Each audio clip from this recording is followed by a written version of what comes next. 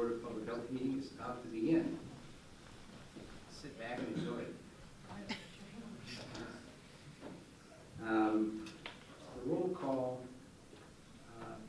could be done by Phil Williams. Thank you. Okay, I will call the roll. Dr. Mercer? Here. Dr. Curran? Here. Sheik is absent. Dr. White is absent. General Carden? Here, sir. Mr. Halpern is absent. Bill Williams, I'm here. And Dr. Sheik present. Okay, we have a quorum, I believe. How do we feel about the minutes from the last meeting? So moved, we accept. Is there a second? All in favor? Aye. Great. The new business begins with Dr. Toomey's report. Yes, no, thank you, Chairman, and thank you to the board for braving the elevator, which apparently is non-functional today. We have, it's been, as always, a busy month in public health, and I wanted to introduce you to a very important person who just started working with us. I wanted to introduce our new CFO, Lee Wright. Lee joins us from OPB, where he was over all of the health programs at OPB, and had also worked in a number of other areas at OPB. Prior to that, he was the CFO in the Department of Behavioral Health and Developmental Disabilities. So he has a history of running agency budgets, and we really are grateful for his willingness to come and that experience both as a CFO at a department level as well as from OPB. But also at the same time, I wanted to acknowledge the work of Kathy Robinson, who was the interim CFO during this whole time as we did our search.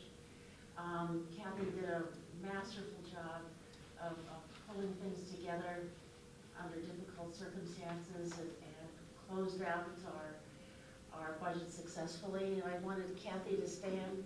Kathy and her team literally worked into the night and the early morning, many a night. I watched them, and we really appreciate the work that she did. So, many thanks to Kathy, and welcome to Lee. We look forward to working and continuing working with you now in the future. And since we last met, we have received 2 new grants, which will be, I think, very, very helpful to the work that we're doing. We've received about $500,000 for HIV planning in the metro area. So that's for Fulton, DeKalb, Gwinnett, and Cobb. And these are the planning grants that will allow us to better coordinate our metro Atlanta HIV response with the 4 pillars that have been outlined by CDC, with testing, treatment, and linkage to care, and PrEP as part of those pillars. This planning grant will, we hope, be a prelude for future funding for those counties, just as we've already received the grants for DeKalb. And we are looking forward to beginning the important planning process, and collaborative process with the community, with a great deal of community engagement. And so that is new, and we are really pleased that has come through. We also received about $5 million new from CDC for opioids and opioid response. The grant will help strengthen our epidemiology capacity to monitor and track the epidemic, including looking at clusters of outbreaks of opioid-related deaths and illness. It will also provide, for the first time, support for all the districts to have staff at the district level engaged in opioid response and working with local law enforcement as well as with community organizations to help strengthen our local capacity for opioid response.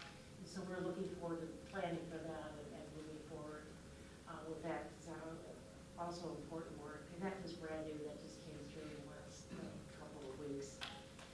And last but not least, you may not have even recognized it, certainly those of you here in Atlanta, that we were in the midst of a major hurricane response. I saw Scott Menarson here, and Scott, who heads up our emergency preparedness activities, led the team.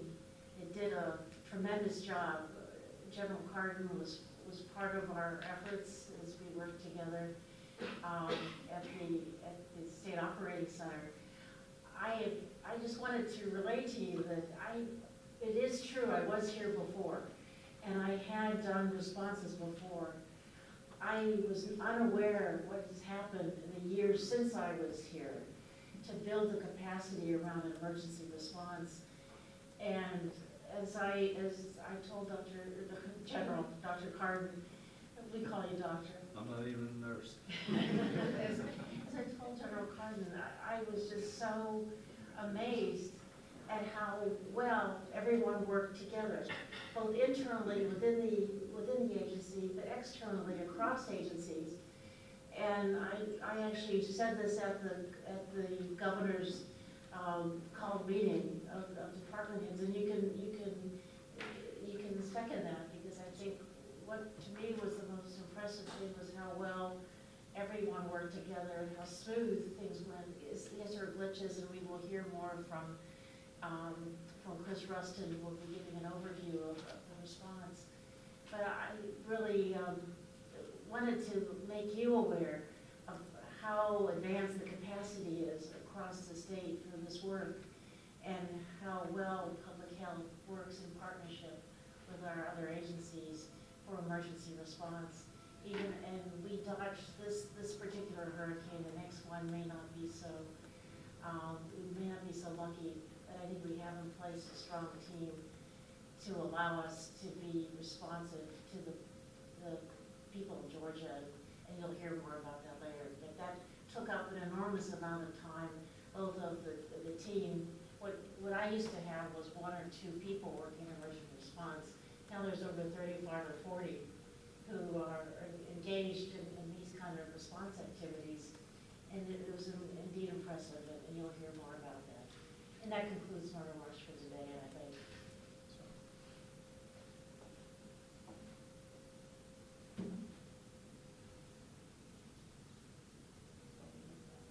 Done? Yeah, I can talk more. I can talk more about the hurricane, because I have, it was quite an impressive response, and many of the districts had shelters, but I don't want to take away Chris's thunder, because he's going to talk about it. So we'll move to Dr. Grinz.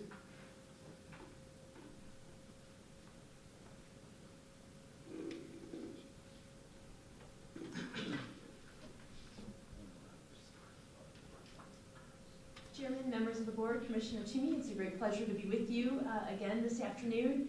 And in my update this afternoon, I'm going to talk about a newly emerging national outbreak, and I'm going to give you an update about an outbreak here in Georgia that we talked about during our last board meeting as well. So what I first want to talk about is, again, and I'm sure that most individuals are aware or have heard about this in the media, a very large outbreak of severe pulmonary disease associated with vaping or with e-cigarette product use that has been going on now this year in the United States in many different states. Just want to give you a background again about vaping itself. E-cigarettes are actually battery-operated devices that heat a liquid and create an aerosol that is inhaled then by the user, and this is also referred to as vaping. And the vaping liquids actually contain nicotine, flavorings, other chemicals and additives like solvents or oils. But what we're seeing also nationally is that these e-cigarette devices are also increasingly being used to deliver THC cannabis oils like CBD oil, and even other drugs as well. So that's just to set the stage. And initially, this outbreak was recognized in the states of Illinois and Wisconsin in July of this year. So they actually investigated a cluster of 53 young persons that had severe pulmonary illness associated with vaping. And the earliest onset in this cluster of 53 was actually in April. This investigation was actually just recently published in the New England Journal on Friday, the 6th of September. I have the link there if you're interested in looking at the article in detail. That was the initial recognition nationally about this issue. But since then, there's actually been recognized to be a total of 450 possible cases and 5 deaths that have been reported from 33 states and the U.S. Virgin Islands as well. All of these individuals have reported vaping, and all of them share, and again, this very severe clinical picture associated with acute toxic lung injury. So let's look at it in a little more detail. Oops, sorry about that. So because of, again, the extent and magnitude of this outbreak, CDC actually launched and coordinated a multi-state outbreak investigation and released a national health alert near the end of August of this year. And if we look at this map of the geographic distribution of case patients as of Friday the 6th, you can see these are the 33 states and also the U.S. Virgin Islands. So again, this really is a widespread outbreak. It is not, again, limited to one particular area of the country. And as you can see from the red arrow, we actually also have been affected here in Georgia. So far, we have confirmed 2 definitive cases of, again, the severe pulmonary illness associated with vaping in Georgia, and we're actually investigating several more. When we are looking at such a, again, widespread situation, it's important that we're all, sort of looking for the cases in a very standardized and consistent way. CDC actually assisted states in developing what we call a national case definition so that everything was consistent and that we were all looking at the same, looking at the cases in the same way. And again, as of September 6th, we have nationally confirmed 215 cases and 235 still under investigation nationally. So that gives us that total of 450 that I talked about earlier.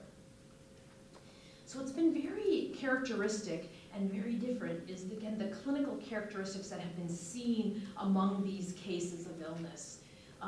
Case patients, again, across the board, have reported severe respiratory symptoms, including cough, shortness of breath, and chest pain. But a vast majority of them have also reported gastrointestinal symptoms as well, nausea, vomiting, and diarrhea. The symptoms developed over periods of either days to weeks and continue to worsen.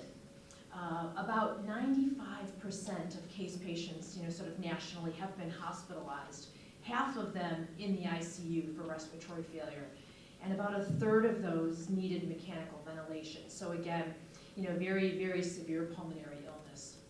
Another interesting point of this is, again, as these symptoms develop over a period of time, the median duration of symptoms, prior to hospital presentation was about a week, 6 days to 7 days. And about 75% of these patients actually sought outpatient care as well for respiratory illness. And at least half of them were given antibiotics, although there was not an infectious cause. And their respiratory symptoms then continued to progress, resulting in ultimately in hospitalization. Many of our case patients also nationally have experienced fever, elevated heart rates, and elevated white blood cell counts as well, although infectious causes have been ruled out in all confirmed cases. That's part of the national case definition, is that it's kind of a very extensive medical chart review to ensure that all other causes have been ruled out. And also, very interestingly and very different, I think, too, If you look at these case patients, and this again was also from the New England Journal from Friday the 6th, all case patients actually have pulmonary infiltrates, either seen as opacities on a flat chest x-ray or also as a ground glass opacity on CT. So these are the pictures that you're looking at right now are CT scans of the chest. And as you can see, again, in both lobes of the lung, you can see what we call this very characteristic ground glass appearance. And again, that has been consistent across the board in all case patients. And one other interesting point that was documented in North Carolina, but has not been documented in every single patient, is that in North Carolina they had a cluster of 5 individuals that had this severe pulmonary illness associated with vaping, and this was in July and August. This cluster of 5 young individuals actually also showed characteristics of what they call a lipoid pneumonia, which is an inflammatory response that results from aspiration of oils into the lungs. This has not been seen across the board in all case patients, although not all of them have really, been examined in this way as well. But again, this may give us a clue that this possibly may be one of the contributing factors, but more investigation and more evaluation is needed as to whether indeed it is associated with inhaling oils into the lungs. And also, when we see clinically, almost all of these case patients have responded well to systemic steroid treatment, although really, again, this still is also under evaluation as to what indeed is the optimal treatment regimen, what is the optimal duration, and whether there will be long-term effects, again, of this lung injury after their recovery as well. So what are we seeing epidemiologically? The clinical picture certainly is really interesting, and the epi picture is as well. When we look at, again, the who, what, when, where, who's being affected, again, we're seeing this pretty consistent across the board. Over 80% of case patients nationally have been male, mostly young males between the ages of 17 and 35. And the median age is young, is really around 19 years of age.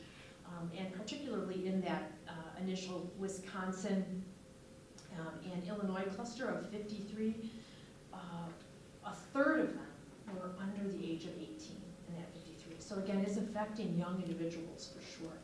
100% of case patients reported vaping in the 90 days prior to illness onset. Most of them actually report vaping every day. The investigation to date has not identified any one specific substance or e-cigarette product or device or liquid that has been linked to all of the cases.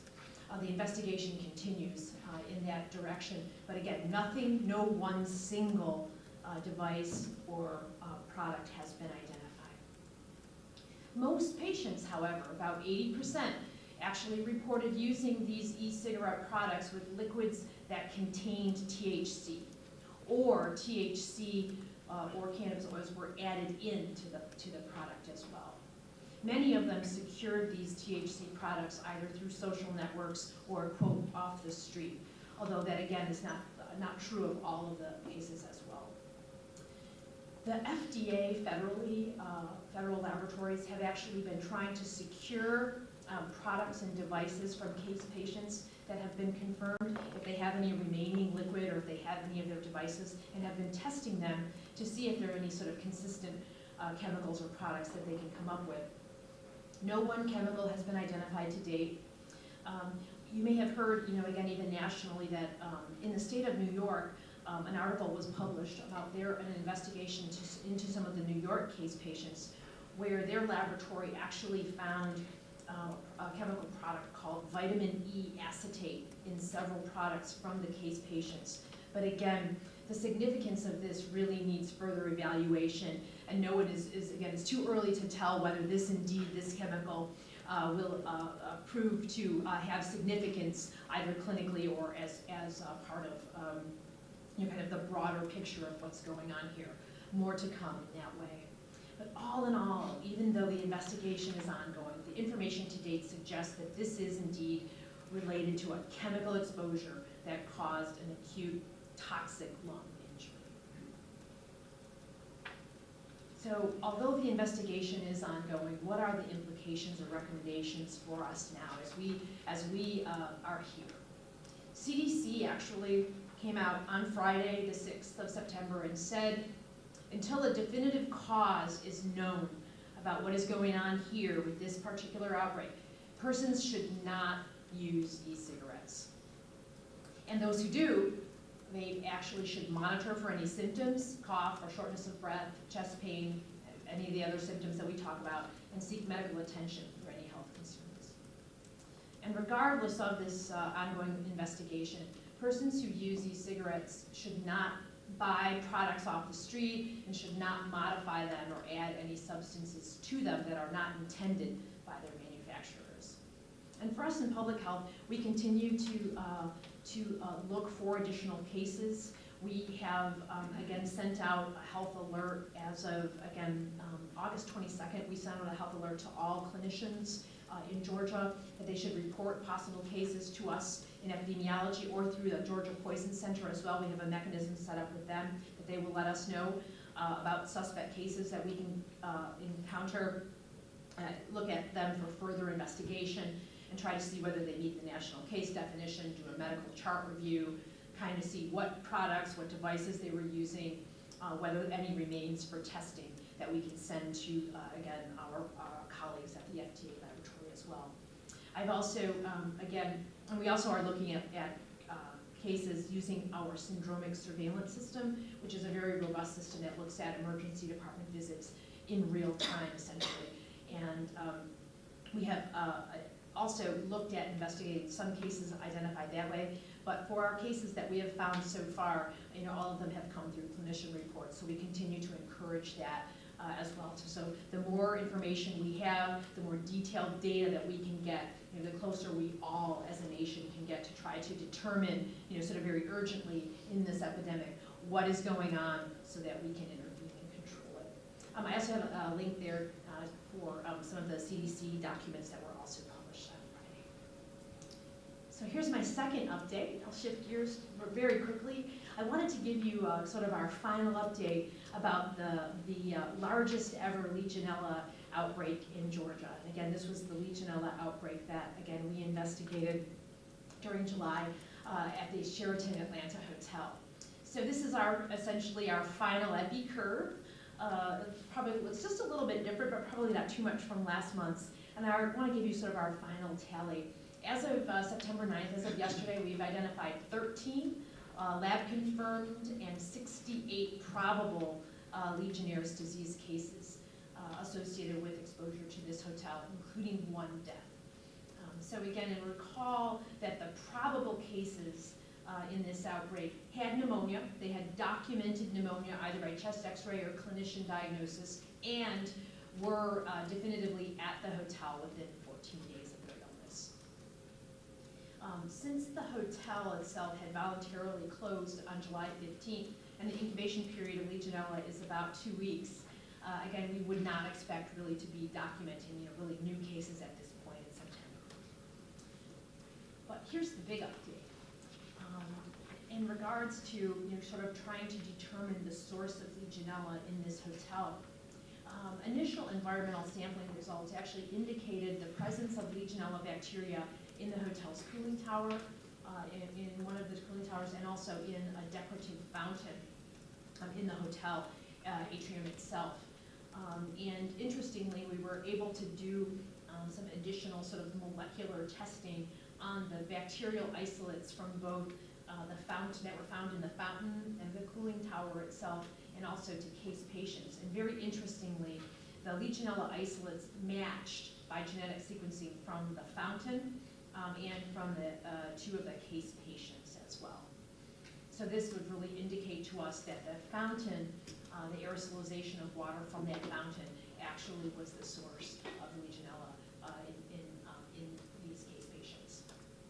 The hotel had already, done extensive remediation to all of the entire, sort of water distribution system. They actually disabled these fountains. They don't have water in them anymore. And with our full support and full support of the Fulton County Board of Health, the hotel has reopened since of August 15th and they continue to do sort of an ongoing Legionella testing program and Legionella water management program as well.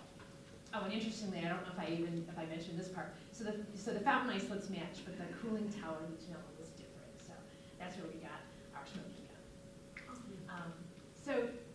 And again, just as a highlight, and again, I mentioned this before, and I want to mention it again.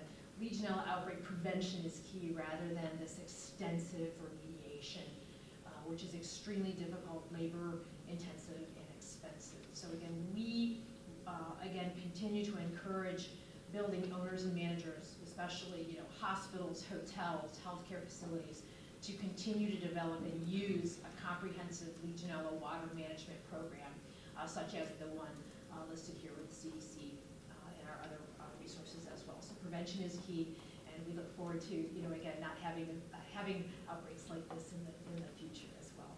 So thank you very much for your kind attention. I'm very happy to entertain any questions if we have time about either of these outbreaks. Thank you. Thank you, Dr. Drensick. Any questions? Dr. President, has it been documented previously that fountains have been a source in other outbreaks, not in Georgia? Yes, actually, it's a very classic outbreak, even though it's such a huge outbreak here. So this is what we consider sort of a point source. So indeed, fountains have been documented as sources of Legionella and outbreaks. And what's one of the reasons is, remember that Legionella loves warm water. And these fountains not only usually have, they're usually lighted, so the water is really warm with those lights under there, and then with those jets that sort of recirculate that water, they can aerosolize. These fountains in this particular facility were very large, sort of in a really large area. So, yeah. Other questions? Dr. Drensick, that was extremely clear. We learn something every time. Your job is extremely important and very interesting. Thank you very much. I think so too. Can I make a comment Please related do. to it? I found out that the EIS conference from CDC for the next 2 years is going to be held at that hotel. Oh, wow. So I'm hoping that Sherry will be a speaker at the EIS conference. Wasn't it a great hotel? Thank you all. Thank you. Thank you. Dr. Barefoot.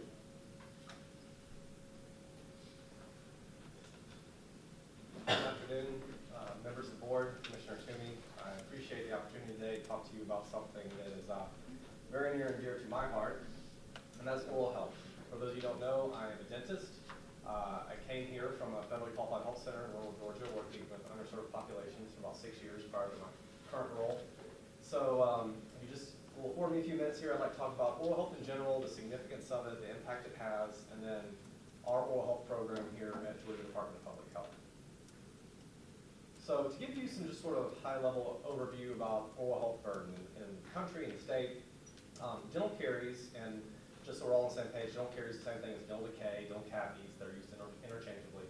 But dental caries is the most common chronic disease of childhood. It's about 5 times more common than asthma. And I think I actually enjoy talking to people with a physician-type background because I think physicians and medical providers appreciate this. But it's important to think of dental decay as a chronic disease, as a disease process. It may be an oversimplification, but a lot of times when I'm talking to physicians or medical practitioners, I say it'd be like thinking of somebody who had diabetes, who had poor vascularization in an appendage, and unfortunately may have had a toe amputated. You wouldn't think of that as treating diabetes. You wouldn't think of, oh, I've cured this patient's diabetes. You treated a downstream symptom.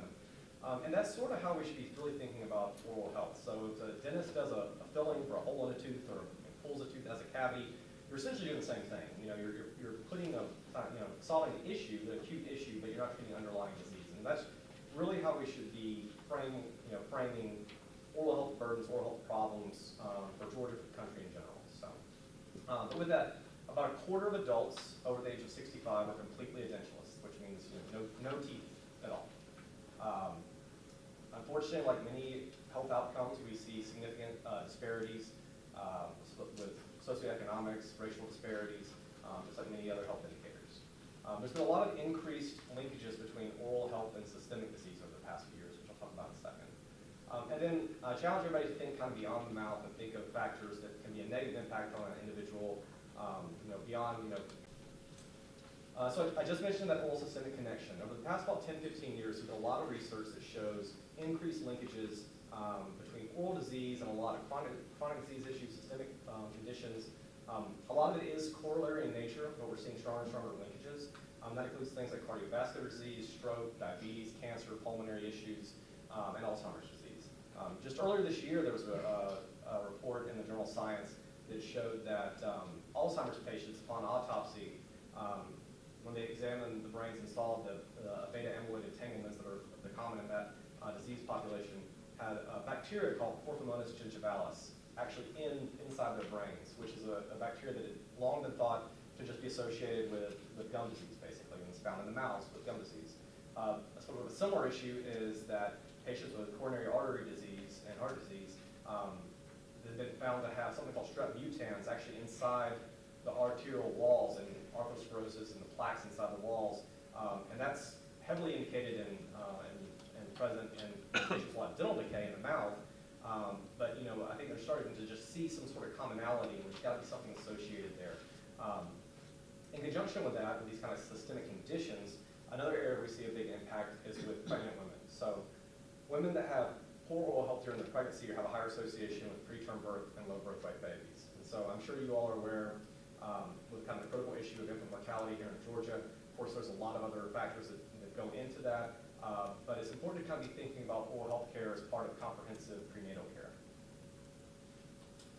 This is it's a little bit older data from 2011, 2012 from NHANES, which is a big national survey. It looks at prevalence of childhood decay nationally. This is broken down by 2 different age groups and race. Basically, the top half of the graph is looking at dental caries experience. So that would include somebody with, say, an active cavity in their mouth, but also somebody who, say, had a filling or some sort of evidence or report of a previous history of decay. They reported the tooth was extracted because of decay. It includes that as well. The bottom half of the graph looks at untreated dental caries. So that's, think about an active kind of cavity in a child's mouth. What's frightening to me is, you really look at that really young age group, 2 to 5 years old. 10% children across the country have an active, untreated spot dental decay in their mouth, which is, ticking time bomb for infection and a whole host of other issues. And unfortunately, when we look at down, kind of broken down by race, we see that Hispanics and non-Hispanic blacks have a significant higher prevalence than non-Hispanic whites. And this slide just sort of really kind of sums up that kind of beyond the mouth perspective on things. And it really is just a really basic slide with 2 sides of the same coin between good oral health and poor oral health. And so this really does lead to things like thoughts about overall nutrition, social skills, employability, productivity at school or work, educational performance, even things like self-image, social isolation. I know these things look like little just bullet points I could quickly just throw up on a slide, but I can tell you I saw this real examples in real life working in a rural community. I have patients that would tell me, I don't have a lot of family left. The only social network I have in my entire life where I interact with community members is church. And for the past 6 months, I've been ashamed to leave my home. I'm ashamed to go to church, talk to my neighbors. I had people tell me they were unemployed and they were afraid to seek out a job interview. If they had a job interview, they turned down because they were so ashamed. I had people tell me that they were afraid of losing their job because of how often they're having to miss work because of pain. Or unfortunately, even in some cases, some people that told me they had lost their job. And so it really does have real world implications in these patients in the state. Just so you know, because I'm one person, but our Surgeon General of the United States right now, Jerome Adams, has continued the trend of Surgeon Generals really prioritizing oral health needs for the country. This is a kind of seminal moment because it's a 20-year anniversary of the year 2000 when Dr. David Satcher created the first Surgeon General report on oral health, in which he called it a silent epidemic. And that brought a lot of focus, a lot of just awareness of really growing impact.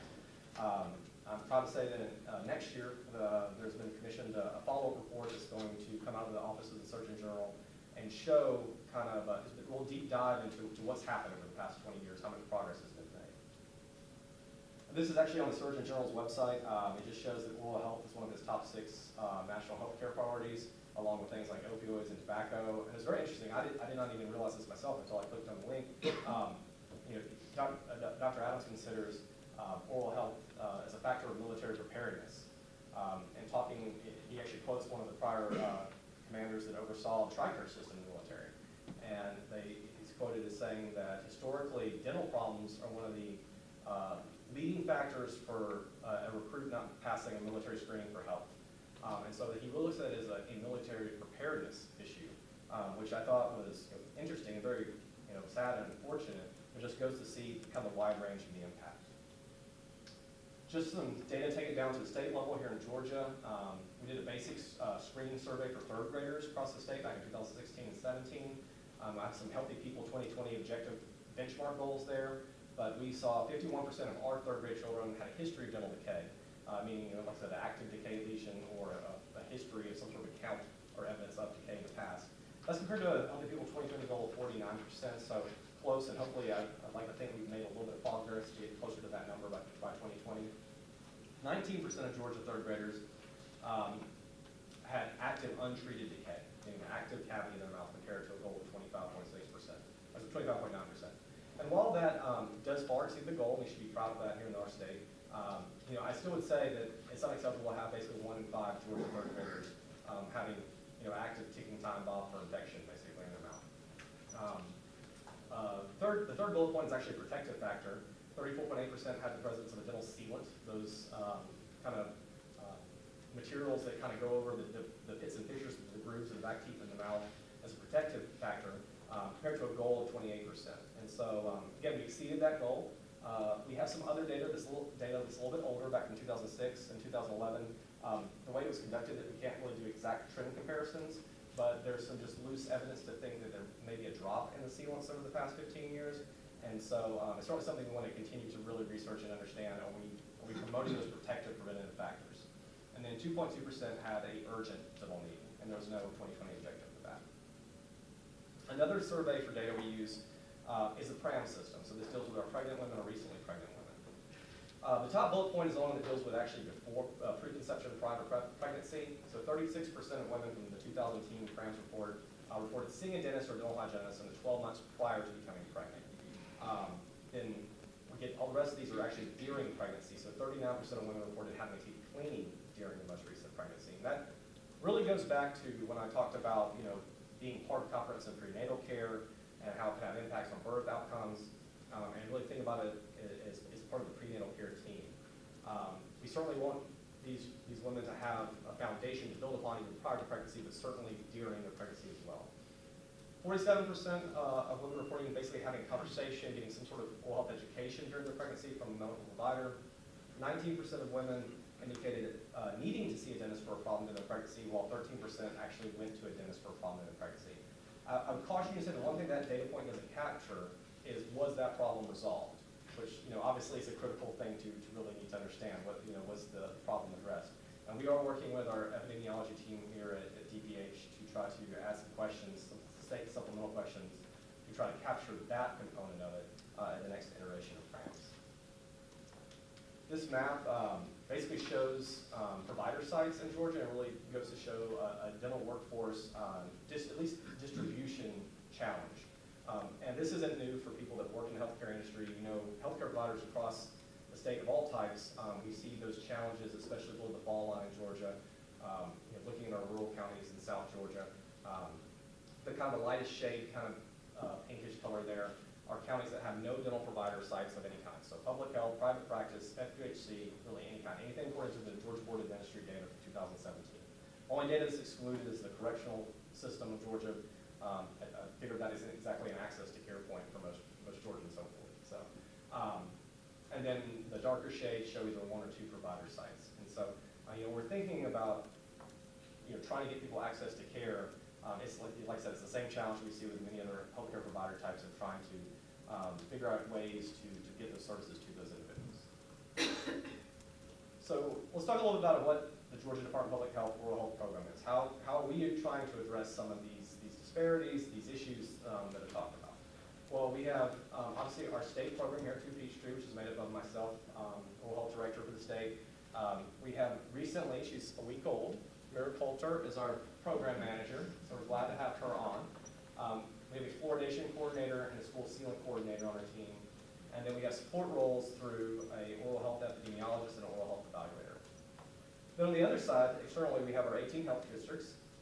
And as you're probably maybe aware, a lot of the districts have some autonomy to kind of develop programs across the state based on the needs in their region and with their community. And so there's a lot of variability in how the district programs are run. Some are more geared toward clinical services, some may be more geared towards prevention and education. When they're doing clinical services, some have a fixed clinic model, so think about your kind of traditional dental office, versus some uses portable equipment and mobile units to actually go out into the community. We have about 10 districts currently with a district dental director that oversees those programs. The remaining districts either use a combination of part-time staff, they may have a full-time dentist that deployed at the county level, so they're not exactly a district employee. And we also have 2 districts where the programs are run by a dental hygienist and dental hygienist alone. There's no clinical facilities for services there, but they do an exceptional job of providing education to literally thousands of students in local elementary schools and middle schools. They do screenings for the 3,300 screening form that all students that enter the Georgia school system have to complete. And they help provide referrals to facilities in the area. Some of our key priorities, at least at the state level, are one thing to support those district programs. We provide a lot of technical assistance, training, education, try to provide resources to them. We try to meet with them quarterly to actually give them a platform to kind of share updates from their local programs. We give updates from the state, but it really is a great opportunity for the districts to communicate with each other, share what they may be doing, best practices, something they try that's worked really well, and so that the districts can learn from each other and try to build their programs accordingly. We also promote and try to expand school sealant and oral health prevention programs. I'll talk a little bit more about that on the next slide. We work with maximizing the number of Georgians with access to optimally fluoridated drinking water through community water systems. We conduct statewide surveillance. That 3rd grade data, that basic screening survey that was done back in 2016, that's something that we do here. It's a combination of us, the state office, leaning on our district DPH staff, and even utilizing some external partners to really do primary data collection across the state. I believe the last time we had about 3,000 3rd grade students that were screened as part of that. And we are planning on doing another version, our next version in 2021. And my goal is to actually do a kindergarten screening at the same time to try to go a little further upstream and see, try to identify really where the point of the intervention needs to be. Then, of course, like most programs, we work with external partners to really try to leverage resources, align our missions, and see where we make the most impact. I did mention school sealant programs. These are things that are really heavily endorsed by the CDC because they're so evidence-based as being effective at reducing dental caries in young student populations. The other thing they do is because we go out to the schools themselves, as they break down at least one of those access to care challenges of getting a child to a dental facility. We're actually going there where there's a large population need. We target schools with 50% or more of the students on the free and reduced lunch program. We know from that socioeconomic data they're an at-risk population. A lot of this is carried out through our districts programs. There's 5 districts especially that really develop strong relationships with local school systems over the years. We have 3 other districts, the Gainesville, Fulton, and Macon districts that are really on board and trying to learn and develop some kind of infancy level relationships with some local schools, and we are working to help facilitate that, provide resources, explain logistics of developing those relationships and how you can begin to kind of formulate those things. We partner actually for at least 3 of these with dental hygiene education programs across the state. We have some areas where we don't have the capacity just to rely on our district staff, so we look at these external partners where they do training of dental hygienists, and they take their students as well as their faculty and fully support us on these. And this isn't done through any kind of financial agreement. It is honestly just, for lack of better terms, just the relationship we built with them over the years. They believe in the mission, and so they come and they help support these programs. In the last fiscal year, we had about 39 of these school sealant programs. That number has dropped some over the past 5 years, but is actually up substantially from the year before.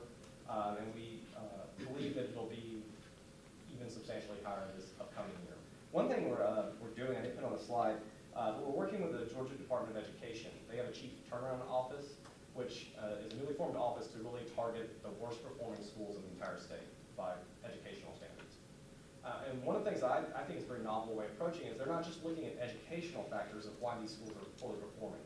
They're taking kind of a broader social determinants of health or public health lens of looking at this, and they're looking at many factors, including oral health as a potential causative agent of why this is poor performance. And so I was happy to say we actually reached out to one of those dental hygiene programs in Macon, Georgia, and they agreed to kind of work with us and help develop one of these education and prevention programs down in Dooley County, which is where one of these chief turnaround schools has been identified. Another thing we work with is community water fluoridation. You know, about 335 public water systems in the state of Georgia that do some sort of adjusting of fluoride to reach the optimal range. Those water plant operators take a sample every day to ensure it's in the optimal range as defined by the CDC, and then send us a monthly report. Those monthly reports are then put into a national database through the CDC. They also take a split sample and send once a month to our DPH lab to verify the findings as an extra level of quality assurance. And in Georgia, we have about 96% of the Georgians that are on some sort of public water system that have access to fluoridated water, which is far exceeding the Health People 2020 goal of 79.6%. It's actually about fifth in the country overall as far as access. And a lot of that's made possible by a partnership we've had for about 25 years with the Georgia Rural Water Association, which is an independent organization that really the boots on the ground that go out across the entire state, work with very closely with these water plant operators to educate them, provide them resources. They do evaluations for us, make sure they have equipment that's needed. They provide trainings, allow us to provide trainings on the public health benefits. And so they've been a really great partner over the years. One thing we're doing now is for the a broader priority that we have is to always be looking at opportunities to increase awareness, education, and oral health literacy. So we're doing an oral health campaign that's been supported by funding from a CDC grant with really two targeted focus areas, both of very young children and improving oral health literacy of caregivers of children, as well as for pregnant women. As far as the young children, we're using messaging like you want to be seeing a dentist by age 1 or first tooth eruption. That's all the recommended guidelines for most of the professional organizations across the country, but we know many children are not getting in to see a dentist nearly that early. Things like how much toothpaste to use, when to start brushing, the importance of baby teeth. Unfortunately, I have many parents that would come to me and say, why do I even need to save this tooth? Because it's a baby tooth, they're going to have a permanent tooth grow in. It's not worth it. So we talk about those things like infection and all the other factors that go into it with losing a tooth prematurely. And just again, reinforce that message that oral health impacts overall health. On the pregnant women's side, we talk about targeted messaging of brushing for 2 and that your oral health is important for your baby's oral health. I can't tell you how many women I saw that were pregnant or just recently been pregnant and told me, well, I couldn't afford or worry about my own oral health care. That was secondary. I had to worry about my baby. And which was heartbreaking to me because I wanted to tell them, I wanted to let them know that taking care of yourself is taking care of that baby. And so that's a critical message to get out there to pregnant women across the state. And also that it's safe and recommended to see your dentist during your pregnancy. That's basically the end of what I really want to talk about today, but I would like to just kind of close by saying we should be proud of Georgia. We have made a lot of strides over the years. But I don't want to feel like, especially when we look at very high level data, that we miss out on an underlying story of unmet need. When I was in dental school, I got a chance to go to the Dominican Republic, and I worked with very remote populations, going out down dirt roads where the truck couldn't even go any further, and you're walking the last mile carrying supplies, and you're working in open air pavilions with dirt floors, extracting teeth with headlamps on plastic lawn chairs. And of course, these people had never had access to any type of health care, let alone oral health care. So needless to say, I saw some pretty rough stuff while I was there. But when I came here to Georgia and worked in a federally qualified health center, I would see the same stuff every day. We've made strides, but there's plenty of unmet needs still there. I worked there for 6 years, and I estimated that I extracted about 7,000 teeth while I was there. And probably 3 to 4 times that many still left on patient treatment plans when I left. I would see patients with oral cancer at a far higher rate than I would probably see in private practice. Had a gentleman come in one time, told me he had a bump on his gum. That's what he told my front desk. I opened When he opened up, I looked in his mouth. It was a massive squamous cell carcinoma. He was dead 3 months later. And I just can't help but think, if he had gotten in earlier, could it have been identified? I had so many pregnant women that would come in, and they would try to get as much as they could get done in the short period they had coverage. And I was booked out 7, 8 months. I'd ask my staff, will you please work through lunch? Will you, I'll buy you some cookies or something, Let's try to get this patient in. We'll try to take care of 2 or 3 of the most critical needs. But I can tell you, there was a lot of unmet need that I just couldn't get to. I made a denture for a 17-year-old girl. I had more patients break down in tears in my chair than I can possibly even remember. The one patient that really sticks with me and drives me to what I do, I had a young 3-year-old girl that came in. She just turned 3 years old, because I remember I asked her what she got for her birthday. And when I looked at her mouth, every single tooth, every single one, was broken down to the gum lines, decayed, necrotic, abscesses everywhere. I kind of just smiled at her and asked her to keep talking about her birthday to my hygienist. And I pulled her grandmother aside, we brought her in, and I had to tell her, as a young dentist, she's going to need a full mouth extraction, likely under general anesthesia in a hospital-based setting. After that, it's going to be years before those teeth come back in. So you're talking about critical developmental years with inability to really eat, function, not to mention the social implications of that. And I remember the grandmother started crying and asked me, what do I do? And I remember thinking it was a really horrific feeling as a healthcare provider to feel helpless in that moment, because in that moment I realized I did not have an answer. I didn't have an answer to provide to somebody who needed an answer. And I tried to follow up and find some resources, but when it gets to that stage, it's very few and far between. And so what we do, if I could really sum it up, me and my team has seen it themselves out there in the field, is to really try to go upstream. Whether we're dealing with young children, pregnant women, older adults, we really try to catch these problems before they start. So we're not dealing with those conversations for the patient or the provider to feel that kind of helpless moment. And if we can do that, we can save a lot of money issues, pain, suffering, and a lot of tears. And so that's why we do what we do every day. And so with that, I appreciate your time, and gladly take any questions. Thank you, Dr. Barefoot. You're so thorough and so passionate. We should be proud to have you caring for the kids' teeth in the state. Where did you serve with your public health clinic? I was in FQHC down in Meriwether County, partly in Meriwether County, and then in Palmetto, Georgia for about 6 years. And so, yeah, the city I was at, we had like 800 residents on the last census. And what prompted you to go there out of middle school? Well, I actually did a residency up in Pennsylvania in a urban hospital setting, so like Brady, but still saw a lot of those really unmet needs. Got out and got into private practice for a couple of years, realized I needed to change, and didn't know if it was something I wanted to dive into, but got a job offer, was part of the National Health Service Corps, and then even after they did loan reimbursement, things like that, I stayed on for about 4 or 5 more years because I saw such an unmet need. It's one of those things where, it's funny, I talked to my wife because she's been fortunate to have dental care her whole life, and she'll freak out to me about, a 1/4 millimeter speck of something. I'm like, that's a crazy, you get stuck in your tooth, actually. It's really a totally different world. And so, I don't want to diminish the progress we've made in Georgia, because we have, and we are above average in many categories. But I don't want to lose that sense of it and lose the opportunity to be a voice for those individuals that don't really have a voice. So. Thank you. Dr. Rustin.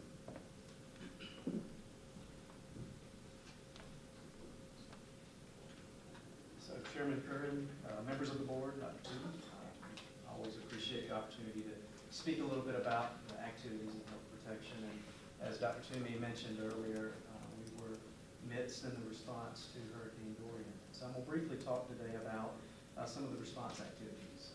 And as Dr. Toomey mentioned, I think I would be remiss not to thank Scott Narson and Kelly Nadeau of their team. They did an astounding job and certainly kept us in the loop throughout the whole process.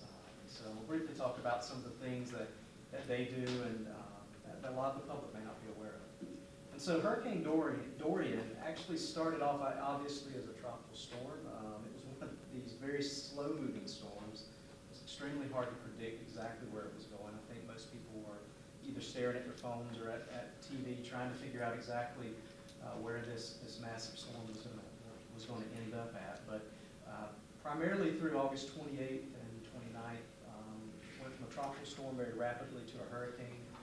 It increased strength very rapidly from a Category 1 to a Category 4 and started impacting the Virgin Islands as well as the Bahamas. And I think most of you all have probably seen a lot of the damage that occurred on the Bahamas when it reached Category 5 status.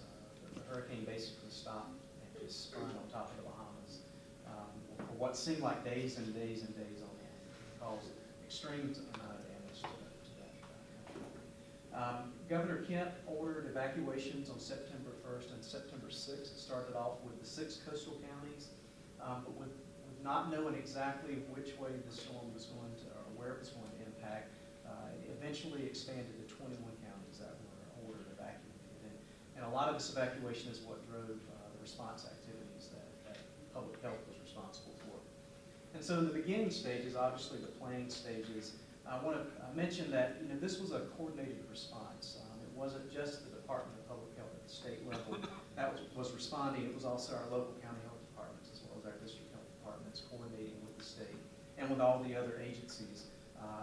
In the beginning, we were primarily just focused on tracking the storm like everyone else, participating in calls with the National Hurricane Center, working with our partners at GEMA, the Coastal Health District, which is the 6 counties on the coast, as well as all the other districts that could potentially receive evacuees in the event of this evacuation. We were also planning with the districts on potential shelter locations. We had various shelters that were opened up throughout the state. We'll talk briefly about some of those statistics as we move on into the presentation. But there was a very active planning component to this prior to the actual response. The public health response really spanned between August 29th and actually September 7th. I've got September 6th, but September 7th was when we officially started demobilizing. Our mission tasks during this time period was to assist with the evacuation of healthcare facilities along with our vulnerable population on the coast. This was primarily from the impacted counties, coastal counties of Georgia. We also worked to maintain situational awareness, monitoring through the local public health districts, the healthcare facilities, and other state leadership on the needs that may be requested with this response. We worked with the districts to try to meet their resource request. As an example, we had a request for cots that came in for some of the shelters, and we were able to coordinate getting cots from one district to another district for those particular shelters. We also coordinating getting personnel assets. Public health nurses were in high demand in those shelter counties to assist in those shelter environments. And then lastly, we weren't really sure what the impacts were going to be during this time. And so we were trying to prepare in the event that we had a major impact to our state, along with all of our partners throughout the state.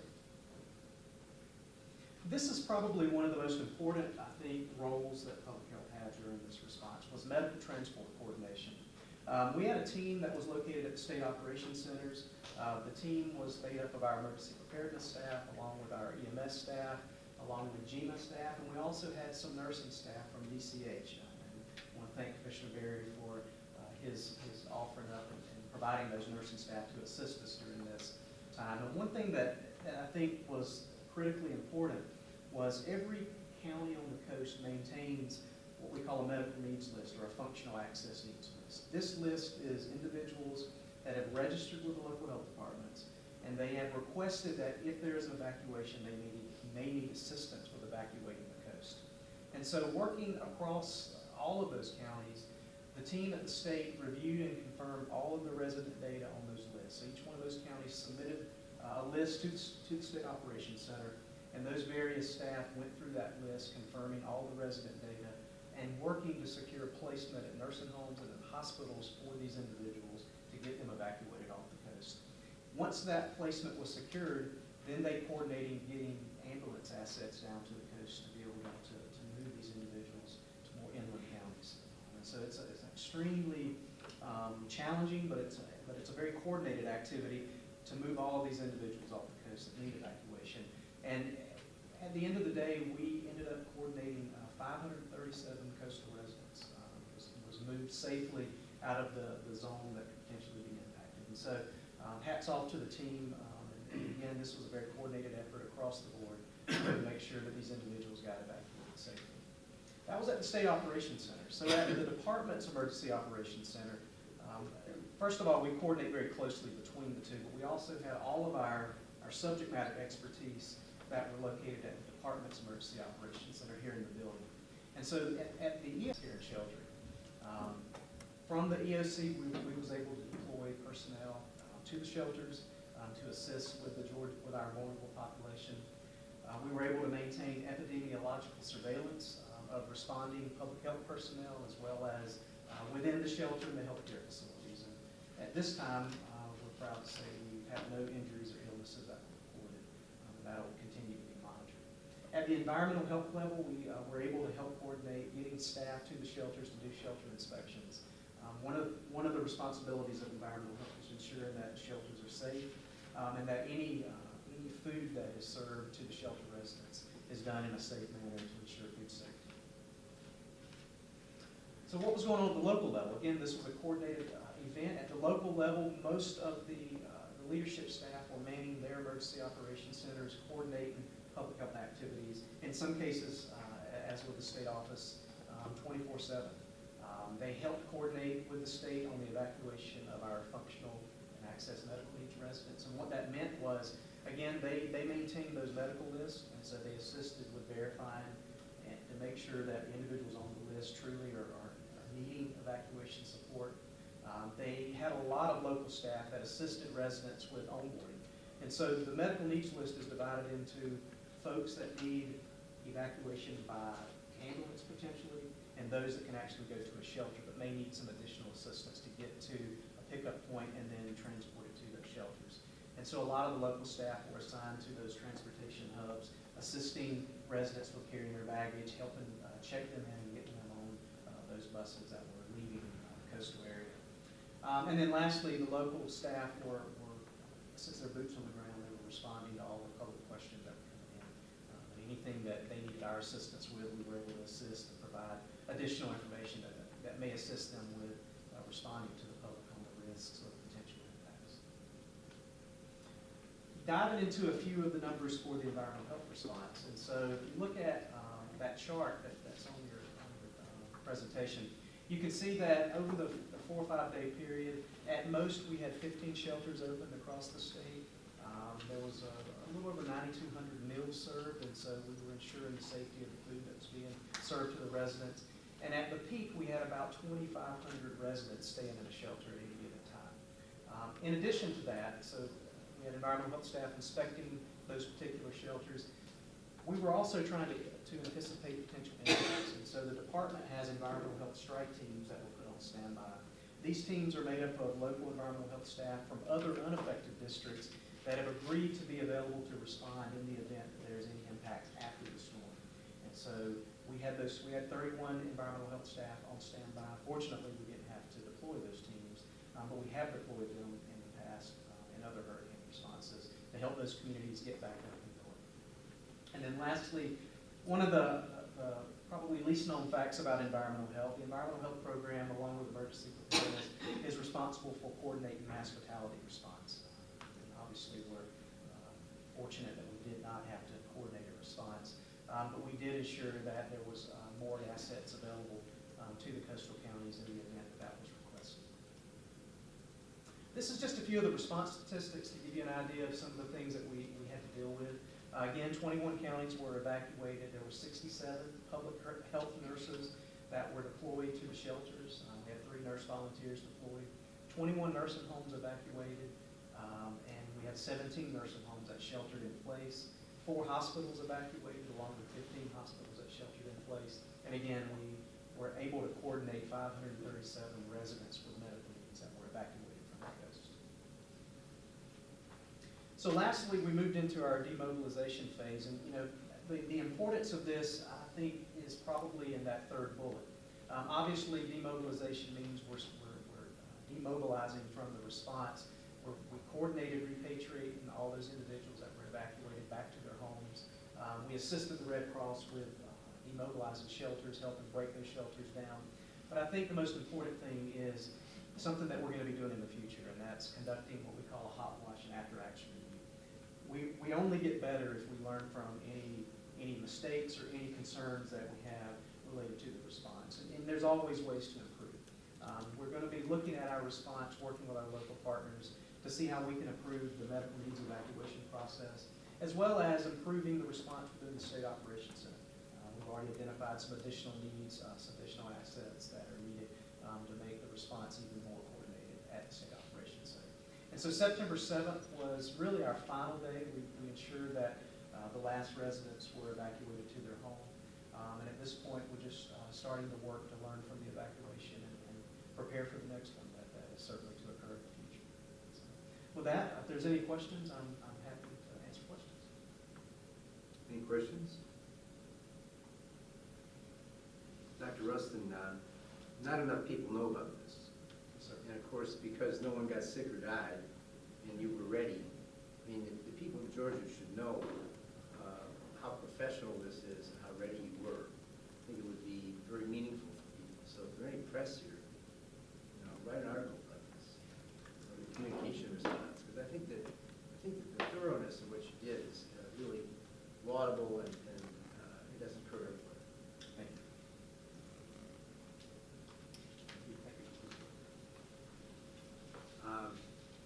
Do we have any other board comments about anything? Commissioner Toomey, do you want to give us the last word? I just wanted to emphasize how much I was impressed with the coordination that went on, not just within the state office, but also across the districts. Virtually, there was engagement across every public health district. The Augusta district was closed and manning 8 shelters. Nurses came from as far away as Rome and Dalton and Gwinnett to come and fill in at these shelters. It was quite an effort, and somehow, I don't know if I missed a hurricane the first time, or we just didn't have the infrastructure before, but it was this incredible dance, but it wasn't just a dance, it was a tango, and they were really doing it beautifully, and I can't tell you how impressed I was with the efforts internally, as well as I said, General Cardin was part of these cross-agency efforts, and it was, I think we're well prepared for the future. Thank you. Great. We have a motion to adjourn.